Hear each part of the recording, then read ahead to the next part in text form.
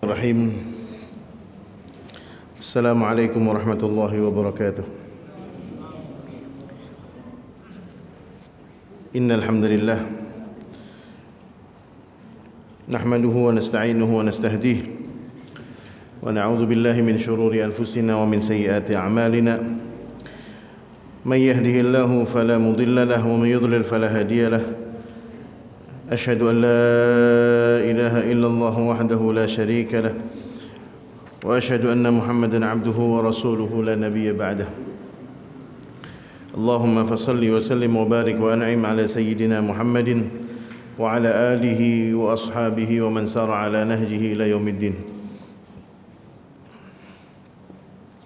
قالوا سبحانك لا علم لنا إلا ما علمتنا إنك أنت العليم الحكيم قال رب اشرح لي صدري ويسر لي أمري واحلل عقدة من لساني يفقه قولي رضينا بالله ربا وبالإسلام دينا وبمحمد نبيا ورسولا أما بعد معاشر المسلمين والمسلمات Alhamdulillah Allah subhanahu wa ta'ala kembali memperkenankan kita bertemu di majlis yang mulia ini di hari Rabu pada tanggal 16 Agustus 2023 yang dimana hari ini merupakan hari yang kita semua besok akan merayakan hari kemerdekaan, mengenang hari kemerdekaan Republik Indonesia. Mudah-mudahan Allah Subhanahu wa taala senantiasa menjaga negeri ini, memberikan petunjuk hidayah dan taufiknya kepada kita semua, dan mudah-mudahan Allah akan kembalikan kejayaan bangsa ini dengan akhlaknya, dengan ekonominya, dan insya Allah dengan ilmu dan pengetahuannya. Ma'asyiral muslimin yang dimuliakan Allah Subhanahu wa taala, kita sudah sampai pembahasan kita pada kurang lebih 3 minggu yang lalu, karena 2 minggu yang terakhir saya tidak bisa hadir. Kita sampai pada detik-detik tibanya Rasulullah SAW di Madinah. Kalau nggak salah kita sudah membahas 5 peristiwa di mana selama perjalanan Rasulullah mengalami 7 peristiwa dan 5-nya sudah kita bahas. Di antara peristiwa itu adalah ketika beliau bertemu dengan yang terakhir dengan seorang sahabat yang bernama Buraidah bin Al-Husayb Al-Aslami. Beliaulah yang masuk Islam di tengah perjalanan bertemu dengan Rasulullah SAW. Dan sebelumnya adalah peristiwa yang dimana ada seorang dari salah satu di antara kaum musyrikin yang mencoba untuk mengejar Rasulullah SAW, yaitu yang bernama Suraqah bin Malik. Meskipun pada akhirnya suatu saat nanti Suraqah bin Malik kemudian masuk ke dalam Islam. Dan berikut ada peristiwa ke-6 dan ke-7. Peristiwa yang ke-6 adalah ketika Rasulullah SAW bertemu dengan Abu Aus Tamim bin Hajar. Abu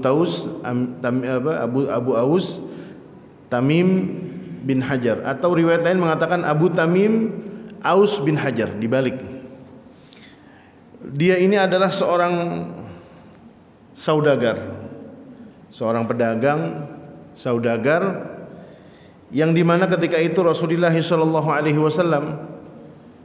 terdengar beritanya bahwasanya ada seorang nabi yang diutus di akhir zaman dan berada di Mekah. Abu Aus Tamim bin Hajar ini mendengar, termasuk salah satu di antara orang yang mendengar tetapi belum sempat bertemu. Ketika perjalanan itu sudah terdengar bahwasanya ketika orang-orang Madinah sudah mendapatkan kabar bahwasanya Nabi Muhammad SAW sudah bergerak meninggalkan Mekah menuju Madinah, di antara orang yang menantikan kepergiannya itu adalah Aus bin Hajar ini. Ketika itu dia menunggu Rasulullah SAW di daerah Juhfa. Juhfah itu mungkin kalau jamaah haji Indonesia itu tidak pernah melewati karena dia posisinya ada di jalur selatan. Juhfah itu sekarang menjadi tempat miqat. Disitulah dia bertemu dengan Rasulullah SAW.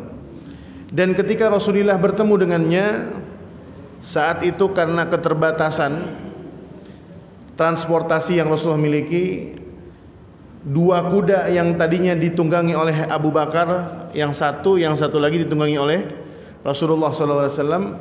Saat itu salah satu di antara kuda tunggangannya mengalami kelelahan, yang pada akhirnya kemudian Rasulullah SAW berpindah, atau dalam riwayat lain Abu Bakar yang berpindah, kemudian menunggangi dua kuda itu atau satu kuda itu dengan dua orang.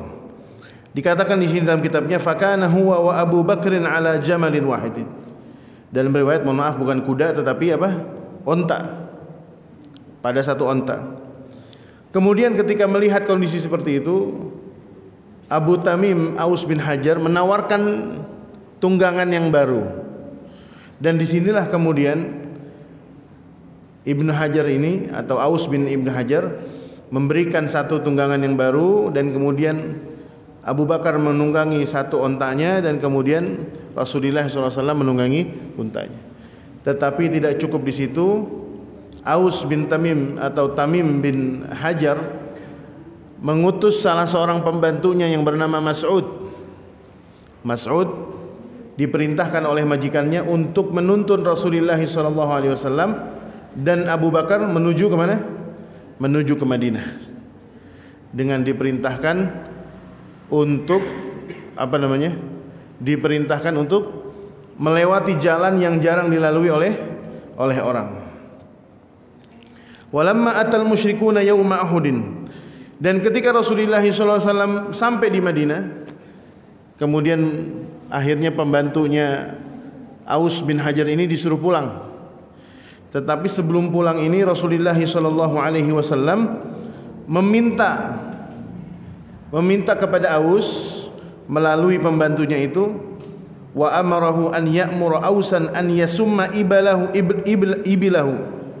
fi a'naqiha qaidal faras.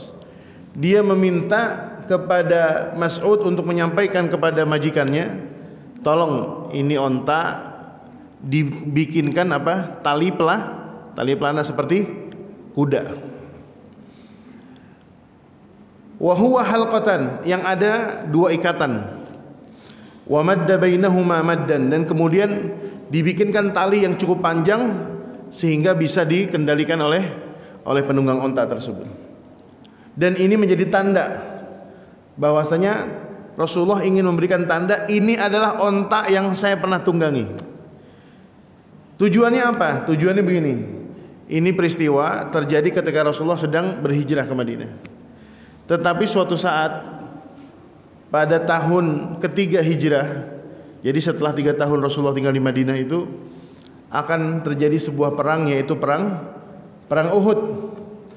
Nah, di perang Uhud lah ketika orang-orang musyrikin ini mencoba untuk menyerang Rasulullah SAW di Jabal Uhud, saat itu Aus bin Hajar, Abi Tamim Aus bin Hajar ini mengutus pembantunya yang dulu pernah menolong Rasulullah SAW yang bernama Mas'ud.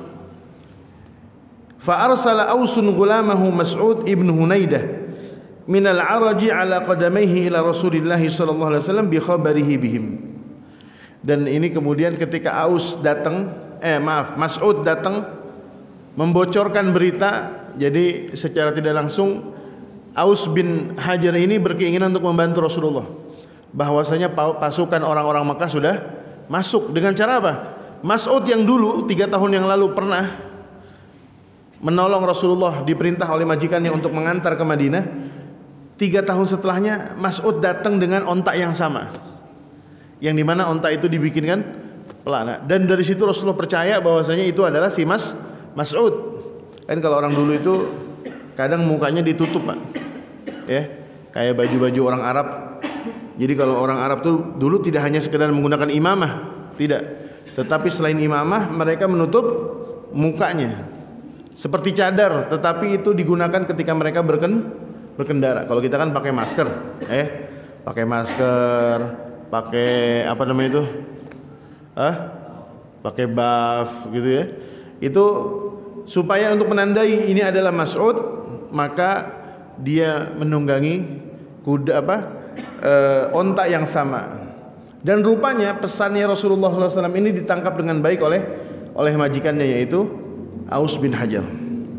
Dan kemudian peristiwa yang terakhir, detik-detik sebelum datangnya Rasulullah SAW ke Madinah, adalah ketika Rasulullah SAW bertemu dengan kafilah dagang orang-orang Mekah yang saat itu pergi berdagang ke Syam.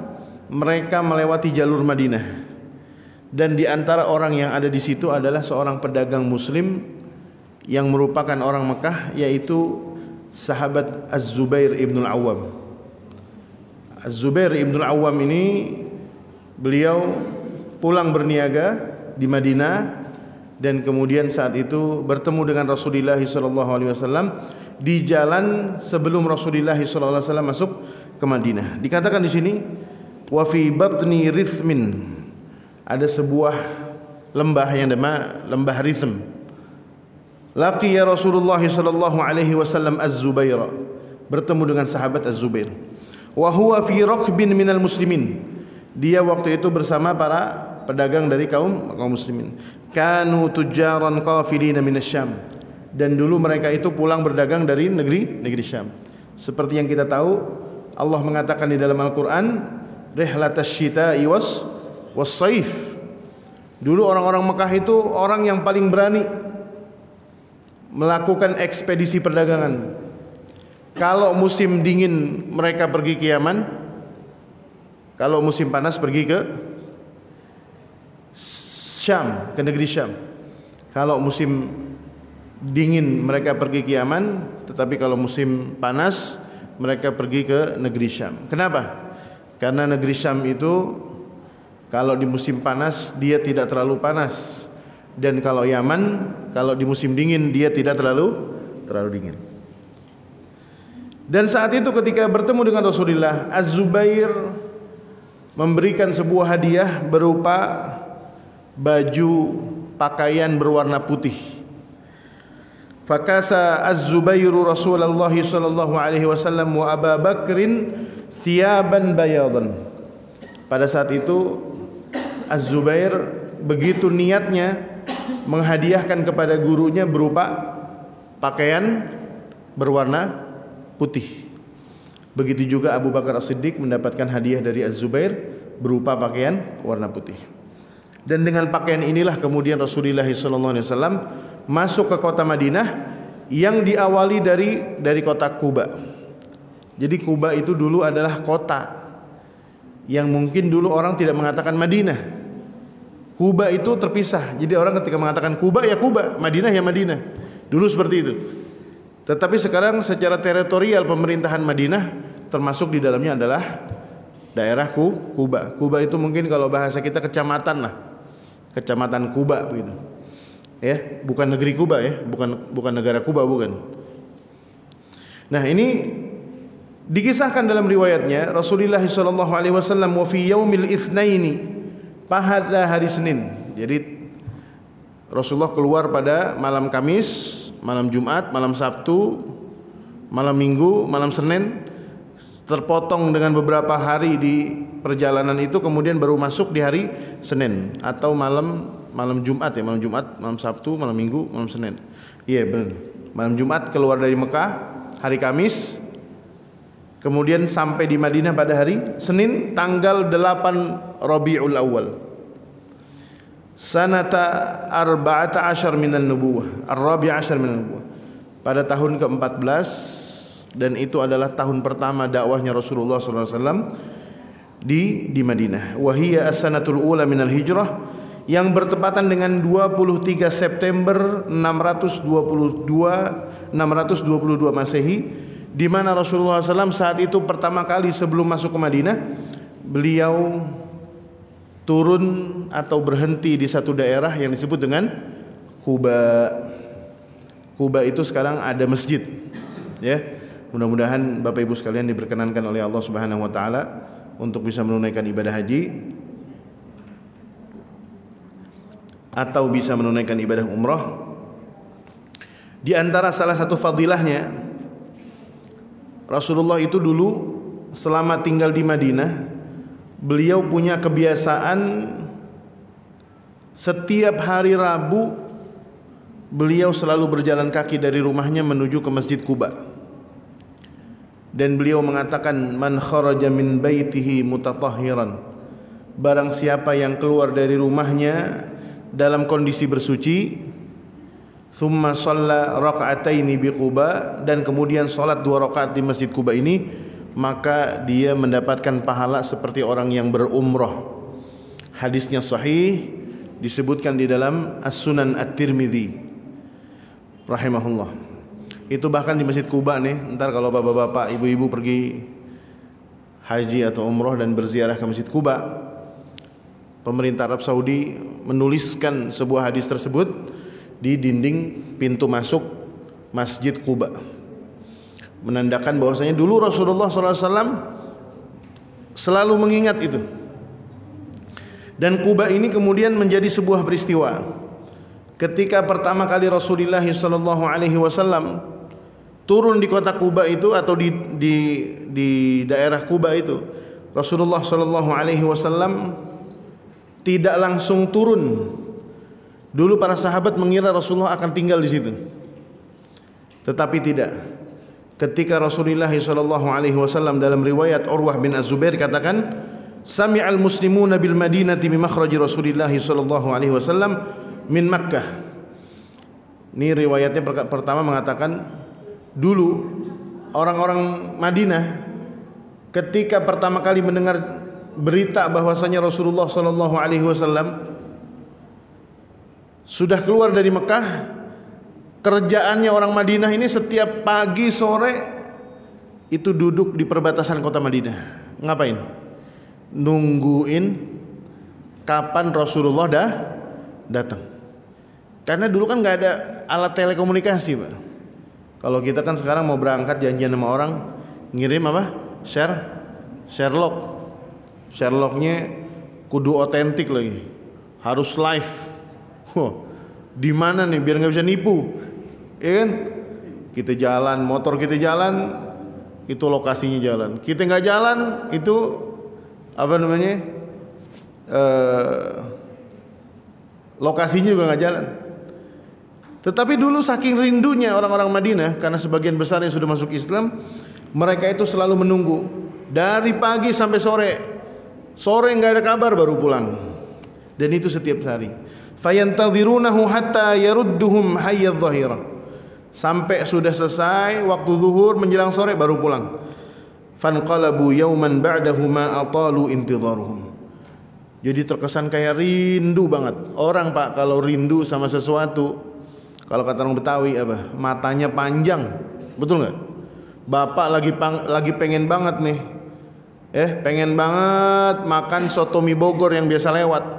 Itu hari tukang soto mie Bogor kagak lewat-lewat, ditungguin aja. Sampai kadang kita duduk di dalam rumah, pintu rumah kita buka biar jangan sampai kelewat nih tukang soto mie Bogor, saya lagi pengen nih. Saking pengennya. Begitu juga orang tua. Kadang orang tua ketika anaknya memberitahukan, Bu, hari ini saya pulang, tapi nggak dikasih tahu pesawatnya jam berapa, landingnya jam berapa, sampai rumah jam berapa. Pokoknya besok hari Kamis saya pulang. Wah, pagi-pagi dia udah ke pasar, bikin sayur kesukaan anaknya, masak masakan kesukaan anaknya. Padahal tuh anak nyampenya jam 11 malam. Hari Kamis dari pagi udah masak. Rumah diberesin, Masya Allah, ini pagi udah mandi, udah rapi. Ketemu zuhur, badan udah keringat, udah bau lagi. Nggak datang juga tuh anak, mandi lagi, nungguin anaknya. Orang tua saking rindunya pada sang anak. Pada akhirnya jam 11 malam tuh anak baru nongol. Udah di penghujung mata, sisa-sisa tenaga baru nongol. Dan ini juga sama. Betapa rindunya, dahsyatnya kerinduan orang-orang Madinah. Rasulullah belum sampai tetapi mereka sudah merindukan Rasulullah sallallahu alaihi wasallam. Falamma awau ila buyutihim awfa rajulin min yahud ala atum min atamihim la amara yanzuru ilaih. Ketika pada suatu hari, di mana hari itu hari Senin, tanggal 8 Rabiul Awal, ketika pada sore hari sudah selesai, udah mungkin katakan oh mungkin bukan hari ini Rasulullah sampai. Tetapi tiba-tiba ada orang Yahudi. Ini orang Yahudi aja Pak, belum masuk Islam dia ikut-ikutan euforia. Saking terbawa suasana, dia kemudian ikut bersama kaum muslimin menunggu Muhammad ini. Ini mungkin di antara orang-orang Yahudi yang ahlu kitab, yang tidak memiliki kebencian dengan orang-orang muslimin. Seperti sekarang di Israel itu, di Palestina ada orang-orang Yahudi yang bukan Zionis. Tetapi kalau Zionis pasti memusuhi Islam dan memusuhi bangsa Palestina. Tetapi sampai saat ini ada orang-orang Yahudi yang masih hidup di negara masing-masing, yang masih hidup di Indonesia, yang masih hidup di negaranya, dan mereka masih meyakini bahwasanya apa? Palestina itu bukan hak mereka, dan mereka menentang penjajahan itu. Dan ini orang Yahudi. Tiba-tiba dia sore-sore apa? Dia teriak, naik ke salah satu tiang, kemudian mengatakan Rasulullah datang gitu, Muhammad datang. Coba orang-orang Yahudi. Fabasara bi Rasulillah sallallahu alaihi wasallam wa ashabahu mubayyidina yazulu bihimus sarab. Dari kejauhan mereka melihat ada rombongan orang-orang berbaju putih, yaitu baju yang digunakan oleh Rasulullah sallallahu alaihi wasallam dan Abu Bakar serta para sahabat lainnya seperti Az-Zubair yang mereka semua mengenakan baju putih. Falam yamlikul yahudiyyu an qala bi a'la sautihi ya ma'syaral arab. Sampai ini orang Yahudi berteriak, "Woi, orang-orang Arab, ya ma'syaral arab. Hadza jaddukumul ladzi tantadhirun." Nih, kakek kalian yang tunggu-tunggu udah datang. Saking terbawa suasana, orang Yahudi mengatakan, "Hadza jaddukum." Ini adalah kakek kalian alladzi tantadhirun, yang kalian tunggu. Fatharal muslimuna ila silah wa talaqaw Rasulullah sallallahu alaihi wasallam bi dhahril hayyah. Dan kemudian kaum muslimin ini keluar membawa persenjataannya, bukan perang. Jadi orang dulu itu kalau nyambut orang dari mana-mana senjatanya diangkat. Bahkan sampai sekarang itu wallahu alam apakah masih ada apa enggak. Di Yaman itu kalau kita lagi ada pernikahan, mereka mengeluarkan senjatanya. Pedangnya, pisaunya, bahkan pistolnya ditembakin ke langit, dudut gitu. Saking meluapkan kegembiraannya. Dan inilah kemudian peristiwa di mana Rasulullah SAW datang ke daerah Quba yang diriwayatkan oleh Urwah bin Az-Zubair. Dalam riwayat lainnya, Urwah juga mengatakan, "Fatalaqaw Rasulullah SAW fa'adila bihim dzatal yamin hatta nazala bihim fi Bani Amr bin Auf." وذلك يوم الاثنين من شهر ربيع الأول فقام أبو بكر للناس وجلس رسول الله صلى الله عليه وسلم صامتا. Saat itu manusia semua mata tertuju kepada Rasulullah. Sampai kemudian Rasulullah sampai di kota Quba, di daerah Quba, semua kaum muslimin duduk menunggu Rasulullah sallallahu alaihi wasallam berbicara, tetapi Rasulullah tidak berbicara. Rasulullah turun dari ontanya dan kemudian beliau duduk dengan tidak mengucapkan satu apapun.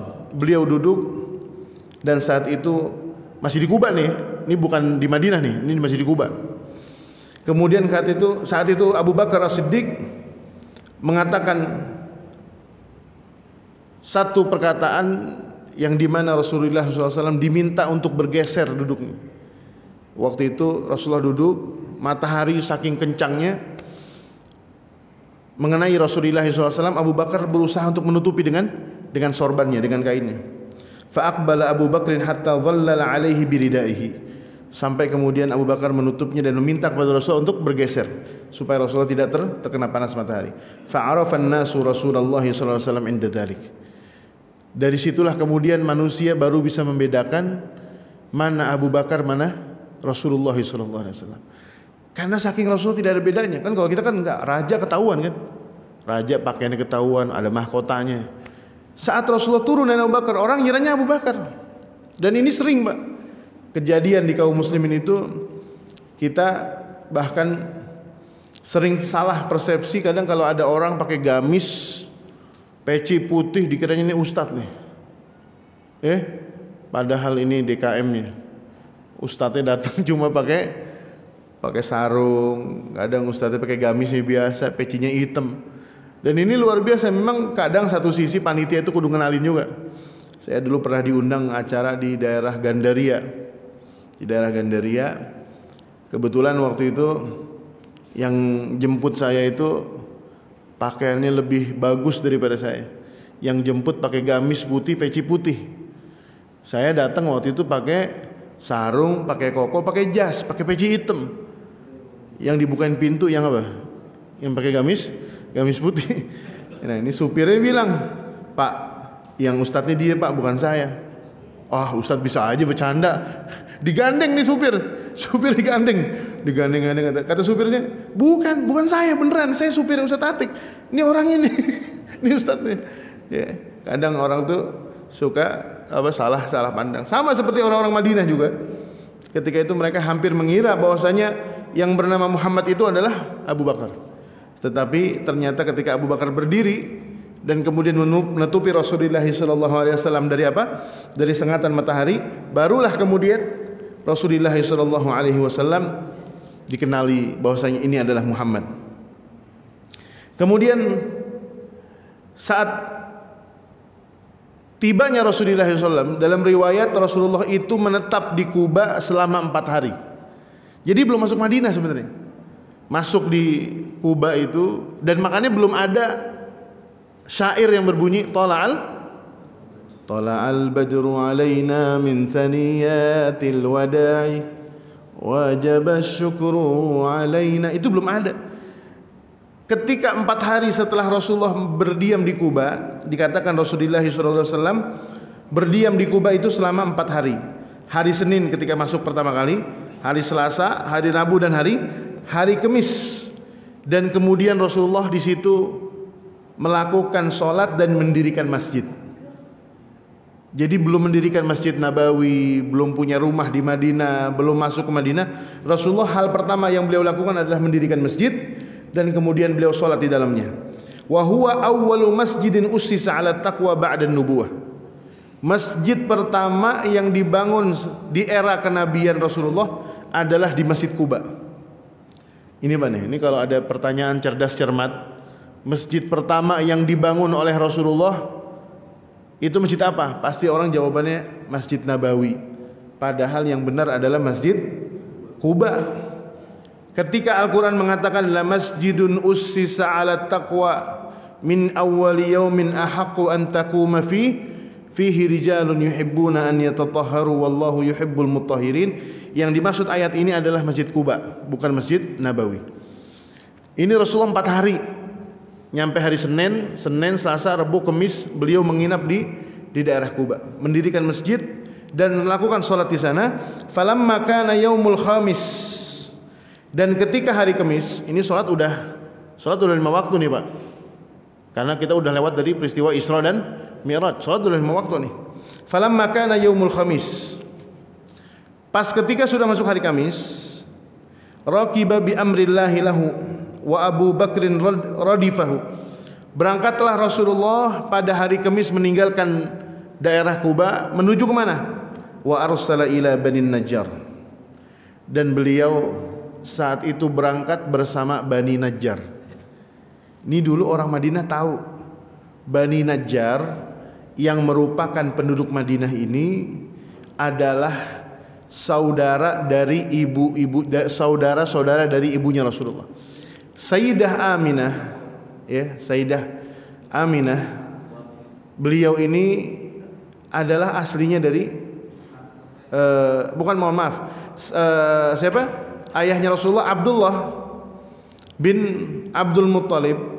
Saat itu beliau adalah memiliki ayah yang bernama siapa? Abdul Muttalib. Abdul Muttalib memiliki ayah yang bernama Hashim. Hashim inilah yang kemudian pernah menikah dengan Bani Najjar. Dan ini adalah disebut dengan akhwal, saudara-saudara dari ibunya. Dan ketika itu juga Abdullah ketika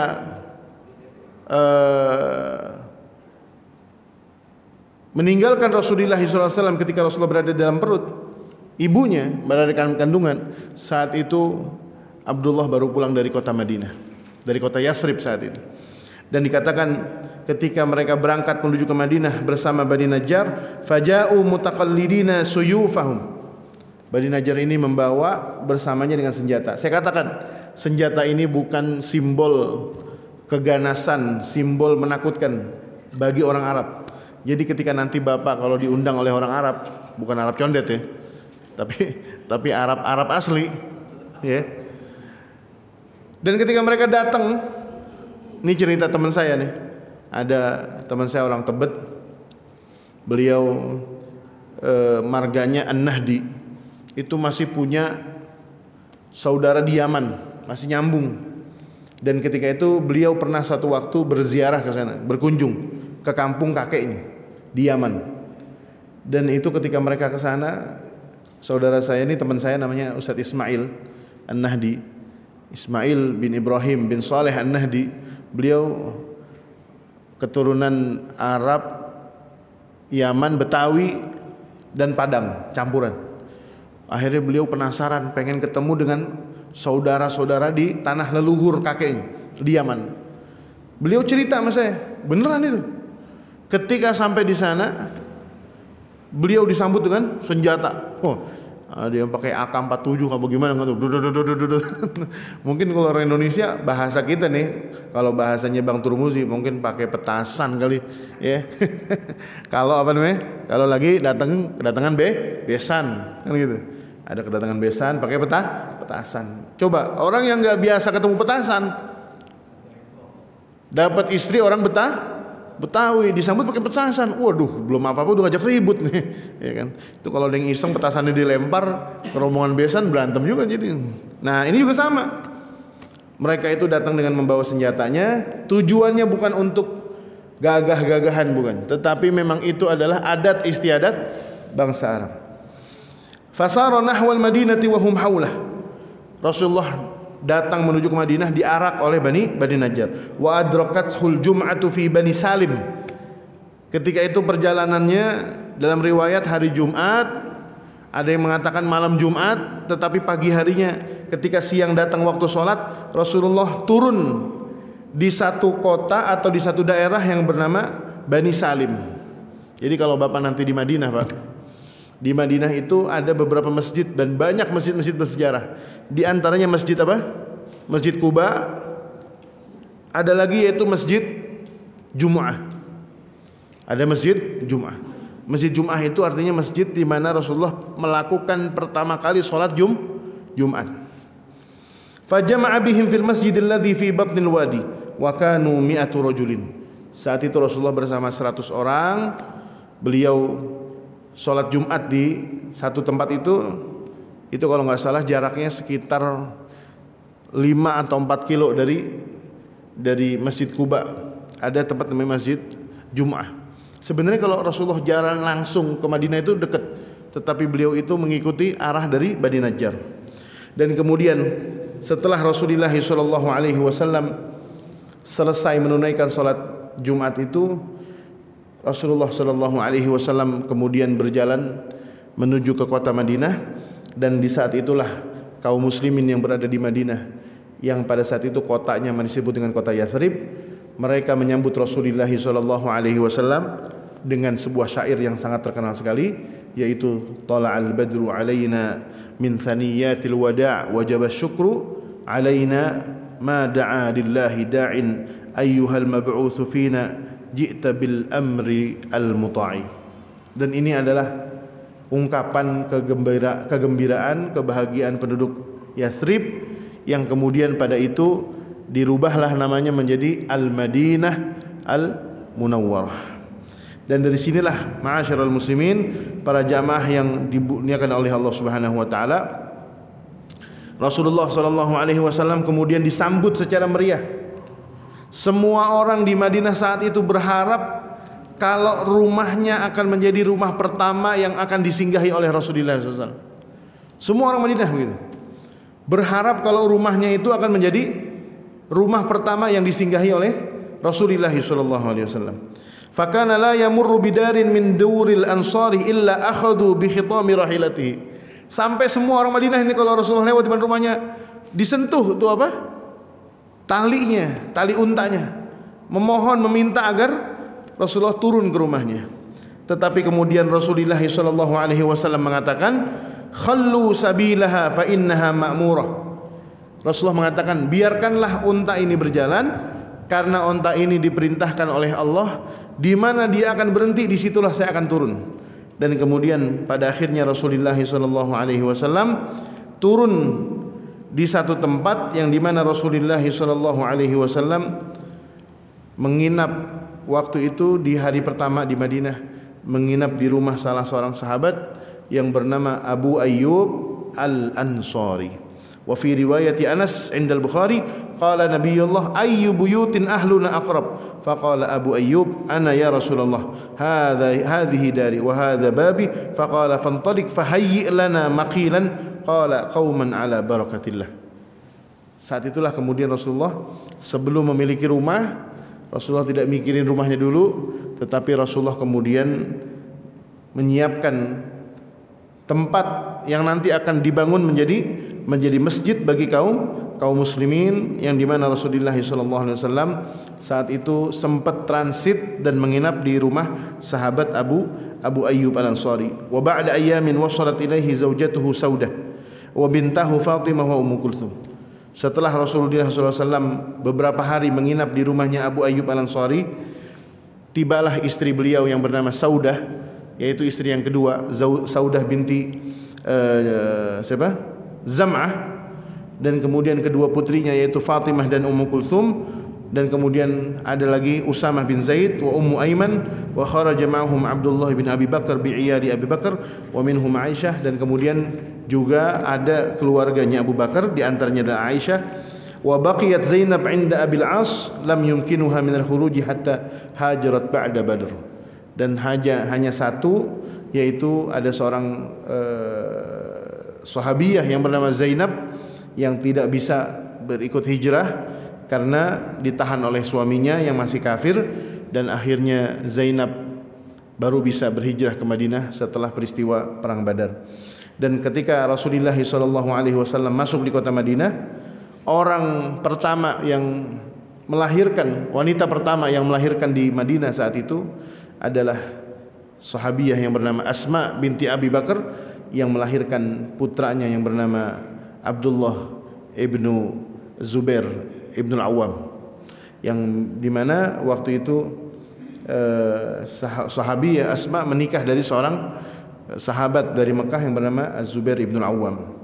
Dan saat itu Rasulullah SAW ketika tiba di Madinah, Abu Bakar diriwayatkan sempat mengalami sakit, dan juga sahabat Bilal.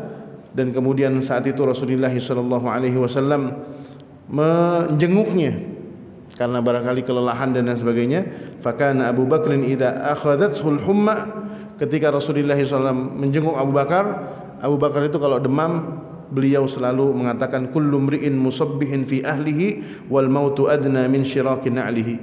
Beliau kalaupun demam itu selalu ingat dengan kematian, ya. Ini adalah sebuah bentuk ketakwaan dan kesolehan Abu Bakar As-Siddiq, bahwasanya ketika beliau sedang sakit pun beliau selalu mengingat dengan kematian, yang dimana Allah Subhanahu wa taala menjadikan pilihan dari para sahabat bahwasanya Abu Bakar adalah orang yang paling dekat dengan Rasulullah SAW. Dan ketika itu Rasulullah SAW berdoa, Allahumma habib ilaina al-Madinah ka hubbina Makkah au asyad. Saat itu Rasulullah ketika baru tiba di Madinah, beliau berdoa dengan doanya yang masyhur, Allahumma habib ilaina al-Madinah. Ya Allah, cintailah kami kepada Madinah, karuniakanlah cinta kami kepada Madinah, ka hubbina Makkah au asyad, seperti cintanya kami kepada Mekah atau lebih daripada itu. Dan kemudian wasahhiha wa barik fi sa'iha wa maddiha, dan kemudian perbaikilah Madinah dan berkahilah pada timbangan gandumnya. Wanqul himaha faj'alha bil juhfa, maka kemudian pindahkanlah panasnya Madinah atau demamnya Madinah menuju ke kota Juhfah. Dan sampai di sini barangkali kisah perjalanan Rasulullah SAW ketika masuk ke Madinah, dan kemudian nanti pada minggu yang akan datang kita akan mulai membahas tentang perjalanan dakwah Rasulullah SAW pada dakwah di Al-Madinah yang disebut dengan marhalah Madaniyah atau Al-Ahdul Madani, peristiwa dakwah selama di Al-Madinah. Demikian Bapak Ibu sekalian berbahagia, ma'asyiral muslimin yang dimuliakan Allah Subhanahu wa taala. Barangkali kalau ada pertanyaan kami persilahkan jika ingin ada yang bertanya tentang pelajaran kita pada malam hari ini. Falyatafaddal. Barangkali ada yang mau ditanyakan. Kalau tidak ada berarti paham semua nih. Siap. Oh, Bapak. Silakan, Pak.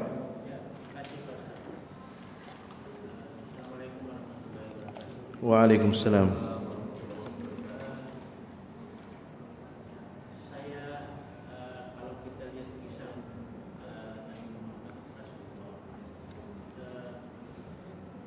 Di Mekah dikejar-kejar, di Madinah malah disambut sangat-sangat bagus, baik. Apakah memang sudah karakter orang Madinah dan orang Mekah ini berbeda, ataukah memang di dalam suatu kisah juga kita pernah dengar bahwa seorang nabi pasti diusir dari tanah kelahirannya? Apakah memang sudah kodrat seorang nabi seperti itu, atau memang karakter dari, padahal ini kan sama-sama orang Arab lah gitu. Mohon penjelasan. Terima kasih. Baik, pertanyaan yang bagus. Kenapa Rasulullah SAW itu diusir dari kampung halaman tetapi justru disambut di Al-Madinah? Yang pertama, tadi sebenarnya Bapak sudah menjawab sendiri bahwasanya menjadi sunnatullah, ketetapan Allah, bahwasanya setiap rasul yang menerima risalah dan para nabi yang menerima amanah kenabian dari Allah Subhanahu wa taala itu pasti akan mendapatkan tantangan, dan salah satu di antara tantangannya itu adalah dibenci, diperangi, dimusuhi, bahkan diusir. Bahkan ketika Rasulullah pertama kali mendapatkan wahyu, kan beliau, kalau kita kembali kepada kisah pembahasan kita, kalau nggak salah waktu itu kita bahas di atas nih, waktu di bawah lagi dipasangin marmer atau dipasangin karpet, kita belajar di atas. Waktu itu saya ingat saya sampaikan di atas, ketika Rasulullah menerima wahyu, beliau pulang ke istrinya dan meminta ditenangkan dan sebagainya, sampai kemudian bertemu dengan salah seorang rahib pendeta yang tidak lain adalah sepupunya Khadijah. Saat itu sang pendeta mengatakan, setelah menjawab pertanyaan Rasulullah SAW, awa mukhrijiyahum, apakah mereka akan mengeluarkan saya, mengusir saya, kata Rasulullah. Kemudian Waraqah bin Naufal mengatakan begini, tidak ada seseorang yang menerima perkara seperti yang diterima oleh Musa ketika menerima risalah sebagai seorang rasul dan nabi, pasti akan diusir. Dan Rasulullah mengatakan, termasuk saya, kamu pun akan diusir. Kata Waraqah bin Naufal. Kata Waraqah bin Naufal, kalaupun saya hidup dan masih ada, la ansurannaka nasran muazzara, saya akan membantumu dan menolongmu dengan pertolongan yang nyata. Ini satu. Yang kedua, dorongannya adalah bahwasanya karena orang-orang Mekah ini ada rasa-rasa insecure, bahasa zaman sekarang begitu, rasa ketakutan. Padahal Rasulullah tidak meminta kekuasaan, tidak meminta agar menjadikan kepala suku, tidak. Rasulullah cuma minta la ilaha illallah, agar mereka masuk ke dalam ajaran Allah Subhanahu wa taala, kepada agama Allah, dan meninggalkan kemusyrikan. Dan saya kira ini jawaban minimal dua aja. Yang pertama itu adalah sunnatullah, yang kedua karena rasa benci dan dengkinya. Dan nanti kita akan bahas ketika nanti kita sampai pada peristiwa Fathu Makkah, penaklukan kota Mekah pada tahun ke-8 Hijriah. Bagaimana orang-orang Mekah yang dulu membenci Rasulullah itu ada rasa ketakutan melihat Rasulullah yang dulu pernah diusir, kali ini datang dengan jutaan manusia. Dan ini menggambarkan bagaimana Rasulullah SAW berhasil untuk membangun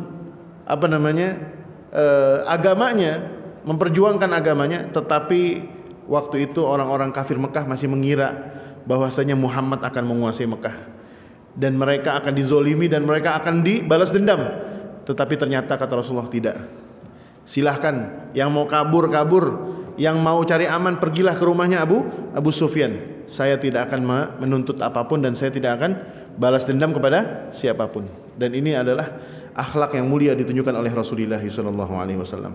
Insyaallah minggu yang akan datang kita akan bahas mulai dari peranan dakwah Rasulullah SAW di Madinah, pada fase dakwah di Madinah, dan mudah-mudahan kita diberikan sehat wal afiat, kemudahan oleh Allah Subhanahu wa taala, dan umur yang panjang dalam ketaatan pada Allah Subhanahu wa taala. Allahumma anfa'na bima 'allamtana wa 'allimna ma yanfa'una wa zidna 'ilman bi rahmatika ya arhamar rahimin. Rabbana ighfir lana wa liwalidayna warhamhum kama rabbawna shighara. Wa sallallahu ala nabiyyina Muhammadin wa ala alihi wa sahbihi wa sallim. Subhana rabbika rabbil izzati amma yasifun wa salamun ala al mursalin walhamdulillahi rabbil alamin. Lebih kurangnya mohon maaf. Assalamualaikum warahmatullahi wabarakatuh.